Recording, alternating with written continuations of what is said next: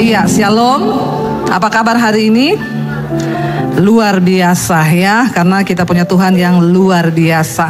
Ada yang bilang gini, orang Kristen itu walaupun keadaannya tidak baik suruh bilang luar biasa. Daripada saudara bilang tidak baik, lebih baik saudara bilang, kan dua-dua juga tidak merubah keadaan. Malah seringkali iman itu akan bisa terjadi ketika kita ucapkan dengan sungguh-sungguh kepada Tuhan. Ya, jadi bukan karena kita menipu diri, tapi itu bahasa iman namanya ya. Iya, kenapa banyak rumah tangga yang bubar, kacau? Karena masing-masing anggota tidak melaksanakan fungsinya secara benar, konsisten dan bertanggung jawab. Amin apa amin? Ini kok tumben ya Bu Debbie khotbahnya agak-agak bahasanya rumit ya. Ini bahasa-bahasa organisasi ya, tapi nggak apa-apa supaya kita mengerti. Saya belajar loh ini. Temanya susah loh, makanya saya belajar Pak. Kok nggak ada yang ketawa ya? Ini tuh lucu loh saudara. Saudara, akhirnya sebuah lembaga itu kacau kalau orang-orangnya tidak melakukan fungsi. Nah, di dalam Alkitab, Tuhan itu tahu ketika dua orang dipersatukan di dalam Kristus, maka Alkitab juga sudah menulis tentang fungsi-fungsi di dalam rumah tangga. Agar keluarga itu berjalan harmonis, ketika fungsi di dalam rumah tangga itu juga berjalan dengan baik. Semua anggota melakukan. Nanti kita akan baca. Yang kedua, ya keluarga itu adalah tempat daripada setiap anggota itu belajar. Tentang apa? Di dalam keluarga kita belajar tentang yang pertama kasih. Ya, ada nilai-nilai pembelajaran. Di dalam keluarga bahkan ya anak-anak kita akan belajar tentang agama. Ya, tentang sosialisasi itu kita belajar dulu di dalam keluarga. Makanya kalau orang itu di dalam keluarganya rusak hubungannya, maka di luar juga pasti rusak. Ada orang di mana-mana dia bersosialisasi itu hancur terus. Kenapa? Karena di keluarga juga hancur. Kenapa bisa terjadi kehancuran? Ketika hubungan kita dengan Tuhan rusak, maka hubungan kita dengan sesama juga pasti rusak. Ya, orang kalau hubungannya dengan Tuhan gak deket, di dalam keluarga pun dia akan rusak hubungannya. Tapi ketika hubungan kita dengan Tuhan baik, maka hubungan kita dengan sesama juga akan baik. Di dalam keluarga, anak-anak belajar yang pertama tentang agama, tentang hubungan manusia dengan Tuhan. Dan itu harus diajarkan yang pertama oleh orang tua. Amin Bapak-bapak. Alkitab berkata suami itu kepala keluarga. Dia adalah wakil Kristus yang harus mengajarkan iman kepada anak dan istrinya. Istri itu adalah penolong. Lalu di sini dikatakan ya bahwa sebuah lembaga itu mengajarkan nilai-nilai. Ya, anak-anak kita belajar tentang bagaimana bersosialisasi satu dengan yang lain. Itu pertama kali di dalam keluarga. Waktu kita punya anak satu, punya anak dua, ketika mereka bertengkar, ya bagaimana kita mengajarkan kepada mereka nilai-nilai. Dua-duanya ketika mereka bertengkar, yang satu kita kasih nilai, yang satu juga kita tegur.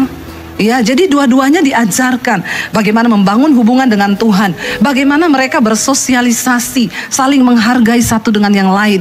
Dan ketika kita sama-sama belajar, saudara, Bapak Ibu, Tuhan tuh menciptakan manusia itu sebagai makhluk sosial. Karena itu kita tuh nggak bisa hidup sendiri. Kalau ada orang yang suka-suka menyendiri, ketika berantem suami istri, istrinya mengurung diri di kamar nggak mau keluar, suami mengurung diri di toilet. Ngapain coba? Anda suka-suka menyendiri, itu tanda-tanda mulai sakit jiwa. Ya, bisa berakhir kepada gila. Jangan suka menyendiri. Ya, kita harus bersosialisasi bersama-sama. Ya, jangan. Apalagi suami istri tuh kalau bertengkar, ya jangan menyendiri-menyendiri. Kita ini makhluk sosial yang diciptakan Tuhan. Baik adanya kita saling membangun hubungan. Ketika kita hubungannya baik, ada masalah ya sudah selesaikan. Habis itu biasa. Anak-anakmu itu melihat perilaku orang tuanya. Ketika kita mengajarkan mereka tentang bagaimana hidup bersosialisasi, ya kita mengajarkan mereka tentang nilai-nilai yang baik dalam firman Tuhan. Di dalam keluarga, anak-anak juga belajar tentang manajemen, bagaimana mereka mengatur keuangan. Ya, orang tua harus menjadi contoh di dalam keluarga. Ajarkan anak-anakmu menabur. Ya, saya tuh banyak melihat orang Kristen, aduh pakai kalung salib, ya. Waktu saya pergi lihat sekolah saya di Semarang, di Bandungan, kita mampir makan tahu. Ya, di dekat sekolah saya itu ada tahu yang terkenal. Nanti saudara kalau mau pergi ke sana tanya sama saya. Itu tahu terkenal. Di situ ada pengamen, ya. Saya juga masuk ke situ. Saya lihat, ya, aduh, kayaknya nih rame, ya. Dan memang banyak orang Kristen, ya saya lihat banyak orang Chinese ya, termasuk saya juga. Saya kan mirip Chinese toh? Iya enggak? Ya iya apa iya? Enggak iya ya enggak apa-apa. Lalu waktu dia lihat banyak orang Kristen masuk, banyak pakai kalung salib, pengamennya langsung rubah lagu. Ya, langsung dia rubah lagu. Hidup ini adalah kesempatan. Maka orang-orang Kristen yang duduk di situ mulai ikut nyanyi kan? Lihatin pengamennya, dengan harapan sang pengamen dia pasti dapat uang. Dia nyanyi lagu rohani. Habis itu dia ganti semua baik, semua baik. Saya bilang sama suami saya, dia lihat banyak orang Kristen yang masuk, dia ganti lagu rohani dengan harapan dapat saweran banyak. Saya bilang sama suami saya, kita lihat di sini saya mau uji nih orang-orang Kristen ini pelit atau tidak. Ya akhirnya saudara ada beberapa yang pakai jilbab di situ. Satu-satu keluar, nggak ada yang mampir kasih duit. Saya bilang sama suami saya, kasihan banget tuh pengamen. Tiba-tiba ada yang pakai jilbab lewat ngasih 50.000. Dalam hatinya si pengamen tahu gitu tadi saya nyanyi Sholatullah. Kasihan deh lu, ya. Coba saudara, ini orang-orang Kristen ini memang ya pelitnya minta ampun. Orang kikir tidak masuk surga. Bilang amin. Itu orang-orang Kristen yang di sana, yang di sini semua pemurah. Ya, mudah-mudahan. Ya, saya bilang sama suami, dia sudah berharap loh. Jadi saya bilang, jangan-jangan dia salah satu subscribe Debbie Basir TV. Jadi saya keluar, saya kasih dia 100.000 untuk gantiin yang lain-lain yang pelit-pelit itu tadi. Bertobat Bapak Ibu. Ya, kenapa saudara ada orang-orang itu dalam keluarga kita belajar mengajarkan nilai-nilai kepada anak-anak kita.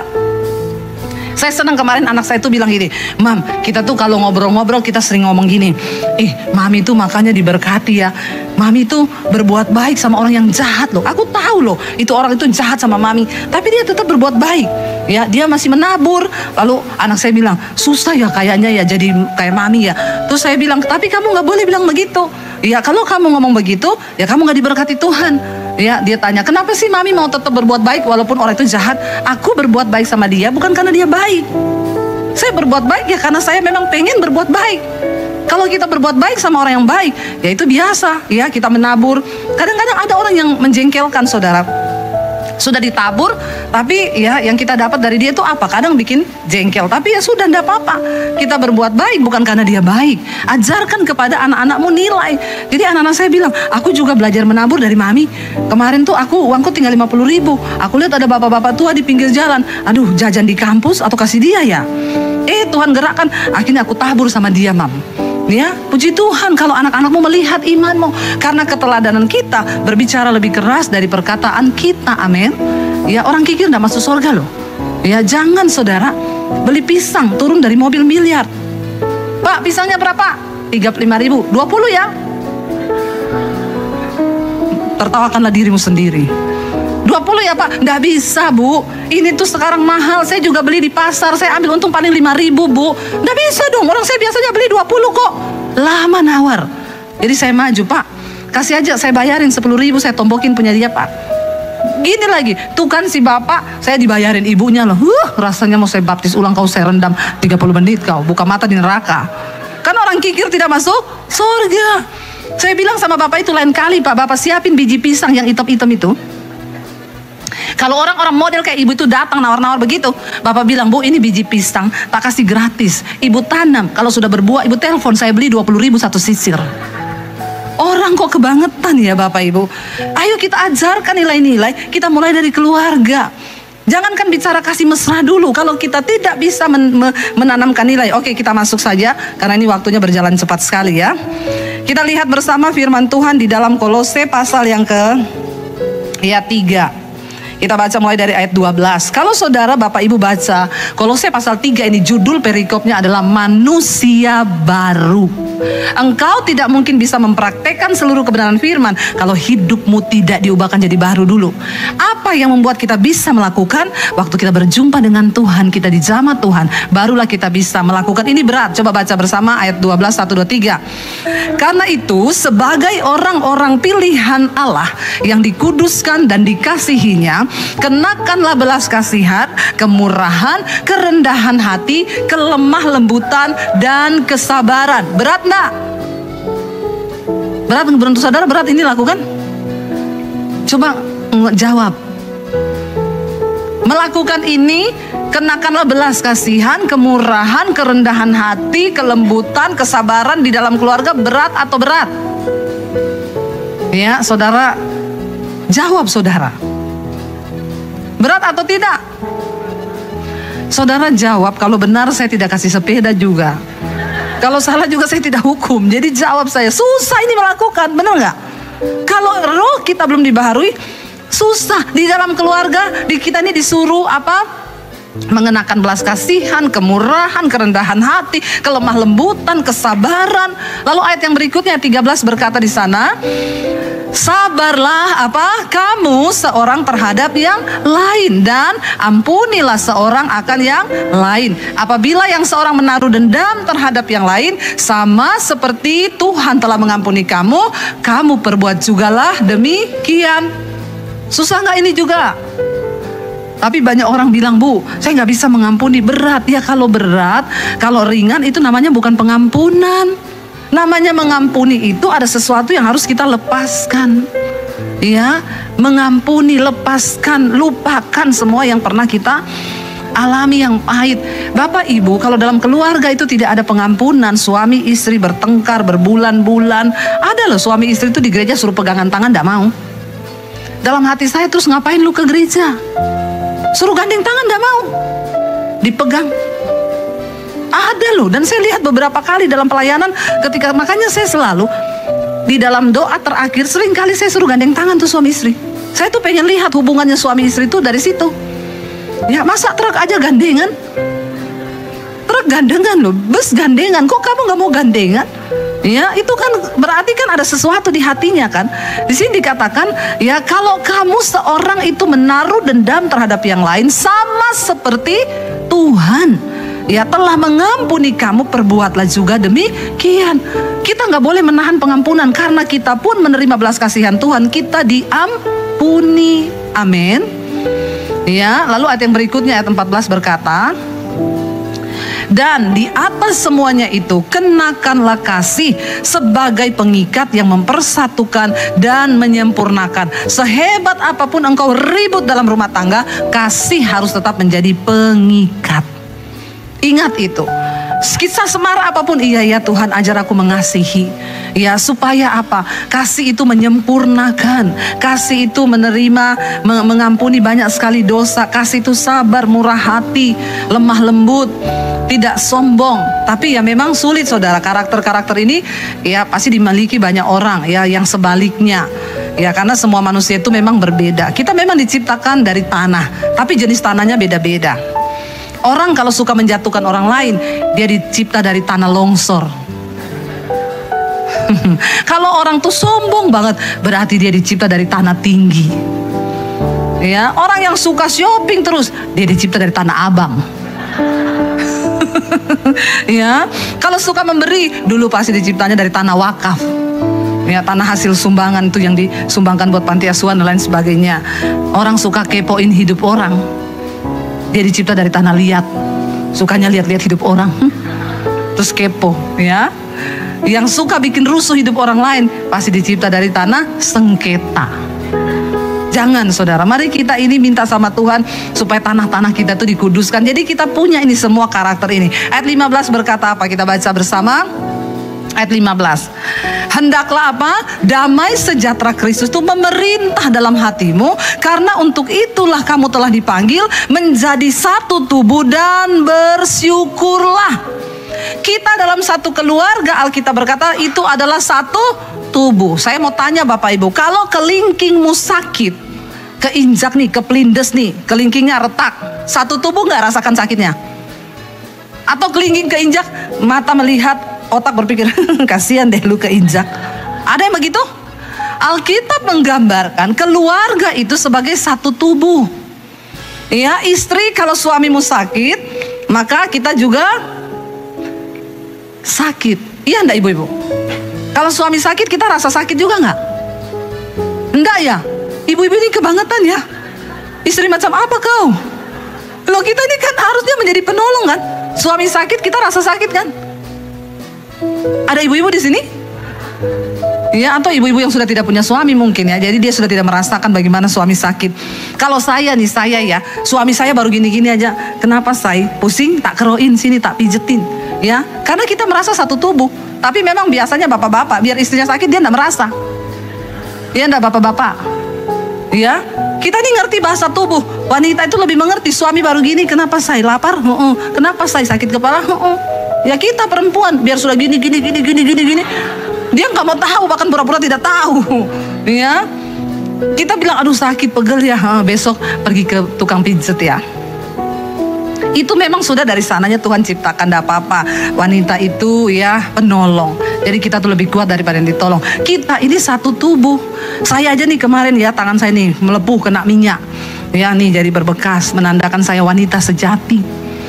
Saya goreng kerupuk, kecipratan minyak ya, karena saya kaget malah tumpah sekalian wajahnya ya. Terus ketika kena itu melepuh ya, sakit. Apakah cuma tangan saya yang sakit dan saya menonton? Kasihan kau kesiram minyak. Waktu itu tersiram, otak ini langsung memerintah, tanganmu kesiram, sakit abis ini. Bener, sakit semua, meriang, aduh cekot. Ya itu namanya satu tubuh. Istri ketika suamimu sakit, dia lagi bergumul dalam pekerjaan, tidak punya dana atau apa, engkau juga harusnya bergumul. Engkau duduk di kaki Tuhan, engkau berdoa buat suamimu. Amin ibu-ibu. Itu namanya memiliki kasih mesra dalam keluarga. Jangan suamimu udah gak punya uang, kau gonggong dia. Makanya kerja tuh yang benar. Mana uangmu? Ini ibu-ibu nih ya, tapi bukan ibu-ibu di sini. Semua ibu-ibu di sini luar biasa. Dukung suamimu. Dia gak punya uang, doakan. Tuhan sertai suamiku dalam pekerjaannya, bisnisnya, semua oke, semuanya disertai Tuhan. Jagai dia begini-begini. Ya demikian suami. Kalau istrimu capek, jangan engkau pasrahkan semua anakmu. Kau yang urus ya, saya ini sudah cari duit. Jadi kalau ada apa-apa, nilai anaknya di sekolah buruk, ya ini loh, tadi anakmu terima raport buruk. Tuh di mana kamu? Kamu kan harusnya yang mendidik anak. Ya, saya ini kerjaannya cari duit. Bapak-bapak, kalau ada engkau yang berkata begitu, sudah bertobat. Ya, karena tanggung jawab bagi anak itu bukan hanya kepada istri. Ya, tapi suami istri sama-sama kita harus ya. Saya bilang sama anak-anak saya, kamu gak usah tinggi-tinggi nilaimu di sekolah. Mami gak tuntut kamu jadi orang yang pintar di akademi, tapi kamu itu pintar di dalam kehidupan, karena ada nilai-nilai firman Tuhan di dalam hidupmu. Amin. Tapi orang tua sekarang anaknya dileskan matematika, bahasa Inggris, bahasa Perancis, bahasa Jerman, bahasa Amerika, bahasa ya Yunani, bahasa ini, bahasa Arab, semua dilesin. Tapi gak ada yang lesin firman Tuhan. Padahal Alkitab berkata, takut akan Tuhan itu sumber hikmat. Ketika anakmu hidup takut Tuhan, maka dia akan masa depannya cerah di dalam tangan Tuhan. Jangan cuma lesin anakmu dari pagi. Saya tuh lihat ya, anak-anak itu kasihan masih kecil ya. Itu anaknya ya bu, iya. Lagi ngapain? Lagi tunggu les, guru les matematikanya. Oh dia les ya? Iya barusan les bahasa Inggris selesai. Nanti habis les matematika, dia les lagi bahasa Prancis, bahasa Inggris, bahasa Mandarin, semua dilesin. Tuh anak stres Bapak Ibu. Harusnya masih kecil, dia masih main-main. Bapak Ibu kasih dia les. Buat apa coba? Jangan kau rampas waktu kebahagiaan anak-anakmu. Ya dari kecil kau sudah kasih dia les semua. Ya begitu sekolah sudah dilepas pergi jauh-jauh. Nilai-nilai Alkitab tidak ada. Terus buat apa? Ya, itu tidak menjamin. Mari kita ajarkan dia nilai firman Tuhan. Ya supaya ke depan dia menemukan rencana Tuhan atas hidupnya. Ya, saya ini loh dari kecil nggak pernah diles bahasa Inggris. Saya cuma ngerti bahasa Indonesia saja. Ya, saya nggak diles apa-apa. Tapi saya udah bolak-balik ke luar negeri biar nggak pintar bahasa Inggris. Kenapa? Karena perkenanan. Amin. Kalau anakmu mendapatkan perkenanan Tuhan, ya, maka Tuhan akan melakukan banyak hal yang tidak pernah kita mengerti. Ajarkan kepada anakmu takut akan Tuhan. Ya jangan cuma terus dipaksa dicekokin ilmu-ilmu. Ya bagus dia pintar, tapi kalau dalam kehidupan gak punya nilai-nilai, kasihan Bapak Ibu ya. Maka dia akan lahir sebagai anak, dia besar tanpa belas kasihan. Ya makanya banyak anak-anak yang stres di les-lesin itu, kacamatanya udah tebelnya segini. Ya kalau lihat orang, saya tahu ini pasti ilmu matematika di kepalanya semua ini. Ya kasihan loh, jangan kau bikin anakmu stres. Makanya sekarang banyak orang stres. Yang lagi viral kemarin, ada tetangga tabrakan di jalanan berantem, nggak selesai urusan di rumah. Yang satu naik motor, satu naik mobil. Yang naik mobil dia pelindes tetangganya itu lagi naik motor. Ini kan lagi viral ya, CCTV-nya keluar. Itu tetanggaan. Gara-gara ribut terus berdua tetanggaan. Bayangkan loh, diselesaikan di jalan. Tetangganya dipelindes pakai motor. Rusuknya patah 7 nusuk ke paru-paru, mati di tempat. Gara-gara apa? Ya ini nilai-nilai kasih sudah tidak ada. Banyak orang stres hari-hari ini, makanya dikatakan hendaklah damai sejahtera Kristus memerintah di hatimu. Walaupun engkau marah kepada pasanganmu, katakan, Tuhan, aku marah sama dia, tapi damai sejahteramu harus memerintah hatiku. Walau hatimu panas, hatimu jengkel, damaimu memerintah. Sehingga hatimu bilang, cepat, udahlah, gak usah lama-lama berantem, keluar aja berbaikan. Amin, Bapak Ibu. Ya ini temanya berat loh, kasih mesra dalam rumah tangga. Hari gede masih ada kasih mesra, pret. Ya susah, karena saya menghadapi sekarang konseling rumah tangga. Ya boro-boro. Ada ibu-ibu yang, Bu, anak saya dipukulin suaminya. Berkali-kali terjadi, Bu. Sampai akhirnya saya tuh rasanya sudah mau suruh mereka cerai. Jangan bercerai, Bu. Terus apa jalan keluarnya? Lapor polisi menantumu itu. Loh, enggak apa-apa, Bu, kita ini orang Kristen. Saya bilang pemerintah itu wakil Allah, Bu. Kalau dengan hukum Tuhan nggak bisa diselesaikan, pakai hukum negara. Itu sah kok. Ya, nggak apa-apa, Bu. Nggak apa-apa daripada isu anak mau dipukulin terus. Akhirnya dilaporin polisi. Ya, lalu ditangkaplah dia di rumah orang tuanya. Datang patroli, dinaikin ke mobil polisi. Ya, beraninya tampar perempuan. Saya bingung kalau ada laki-laki yang suka tampar istri di sini. Kau bencong. Ya, kau bukan laki-laki. Banci kau, bertobat. Ya, masa laki-laki pukul perempuan? Lalu dilaporin ke polisi. Akhirnya diangkat pakai mobil patroli. Sampai di polisi, dia kencing di celana. Begitu itu. Ya, kencing di celana, nangis-nangis. Pak, ampun, Pak. Ampun, saya mau pulang. Ya, polisinya bilang, kamu telepon mertuamu dan istrimu. Kalau dia cabut surat tuntutan, kami kasih kamu pulang. Semua tergantung istri dan mertuamu. Mamanya telepon saya, Bu, ini polisi bilang dia minta pulang, terserah kami gimana. Sudah cukup efek jerahnya. Ampuni, Bu, tapi bikin surat perjanjian di depan kantor polisi. Di depan polisi. Kalau dia masih pukul anakmu lagi, Bu, penjarakan, nggak usah ditarik-tarik itu surat. Biarin dia di sana, biar dia belajar. Akhirnya keluar. Saya ketemu beberapa waktu kemudian mereka, Ibu Debbie terima kasih ya, suaminya, terima kasih, Bu. Sekarang kami hidup rukun bersama, usaha kami diberkati Tuhan, semakin hari semakin manis, puji Tuhan. Kau tampar lagi, kau masuk ke penjara kau. Ya. Dan puji Tuhan sejak saat itu nggak berani lagi mukul. Ya, bagaimana mau kasih mesra kayak begitu kalau ada pukulan? Ketika mereka hidup rukun bersama, dipulihkan. Saya suruh dengar khotbah saya tiap hari. Berubah suaminya, bertobat, kapok bener di penjara. Ya, dan akhirnya sekarang diberkati Tuhan. Kalau ada masalah dalam usaha bisnis, Bu, tolong doain ya, ini mesin saya pabrik bermasalah. Ya, percaya Tuhan turut bekerja. Ya, sekarang luar biasa diberkati Tuhan, mereka menjadi berkat. Ya, bahkan ada satu ibu lagi, Bu, saya nih dikejar anak saya pakai parang. Kenapa? Dia minta duit, saya nggak kasih. Laporin polisi.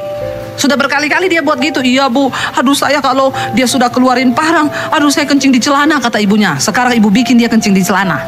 Telepon polisi, bener, polisi datang angkat. Anaknya itu preman, beraninya sama mamahnya angkat parang. Begitu diangkat patroli, kencing di sel. Nangis, Pak, saya mau pulang, Pak. Telepon mamahmu. Kalau mamahmu cabut suratnya, kamu dikeluarin. Alkitab bilang pemerintah itu wakil Allah. Ya, kalau orang sudah pakai kekerasan, akhirnya begitu dia dicabut, ya, kamu minta keringanan, mamanya bikin surat perjanjian di depan polisi. Akhirnya tidak pernah lagi sejak saat itu nggak berani kejar mamanya pakai parang. Memang Bapak Ibu, ada orang-orang yang memang dia harus ditakuti dengan hukum negara. Jangan takut ya, sebab negara itu ada. Tuhan bilang mereka wakil Allah di dalam negara, dalam pemerintahan. Dikatakan ayat yang berikutnya, ayat 15, ayat 16. Sekarang kita baca bersama ayat 16. Hendaklah perkataan Kristus diam dengan segala kekayaannya di antara kamu, sehingga kamu dengan segala hikmat mengajar dan menegur seorang akan yang lain, dan sambil menyanyikan mazmur dan puji-pujian dan nyanyian rohani, kamu mengucap syukur kepada Allah di dalam hatimu. Firman Tuhan berkata, mulut kita penuh dengan perkataan Kristus. Apa itu perkataan Kristus? Firman Tuhan. Kita saling menasehati tentunya pakai firman. Ya, dikatakan hendaklah kamu itu dengan segala hikmat mengajar dan menegur.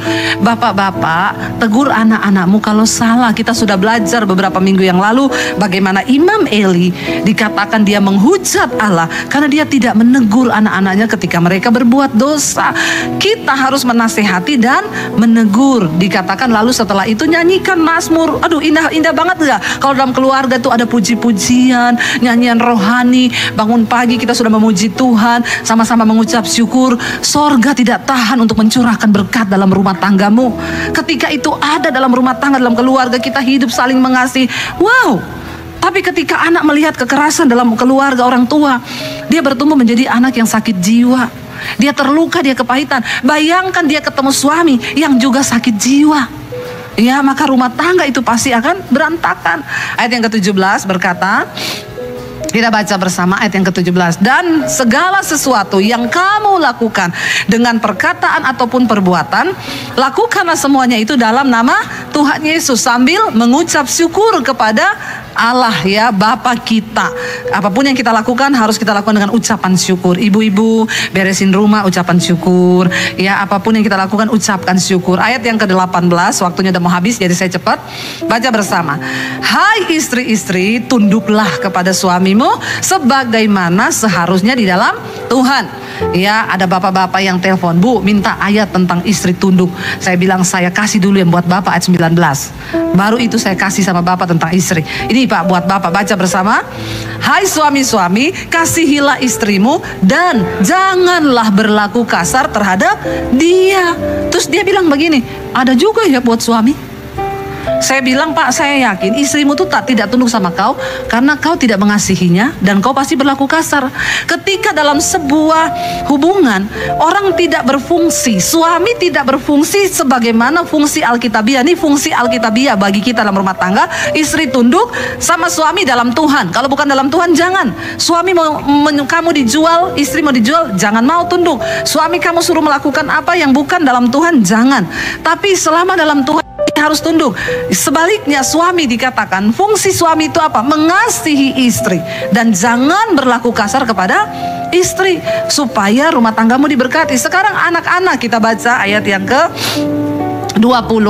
Hai anak-anak, taatilah orang tuamu dalam segala hal, karena itulah yang indah di dalam Tuhan. Ketika suami mengasihi istri, tidak berlaku kasar, istri tunduk kepada suami, pasti di situ ada anak-anak yang taat kepada orang tua, ya, di dalam Tuhan. Ayat yang ke-21 yang terakhir kita baca bersama. Hai bapak-bapak, janganlah sakiti hati anakmu supaya jangan tawar hatinya.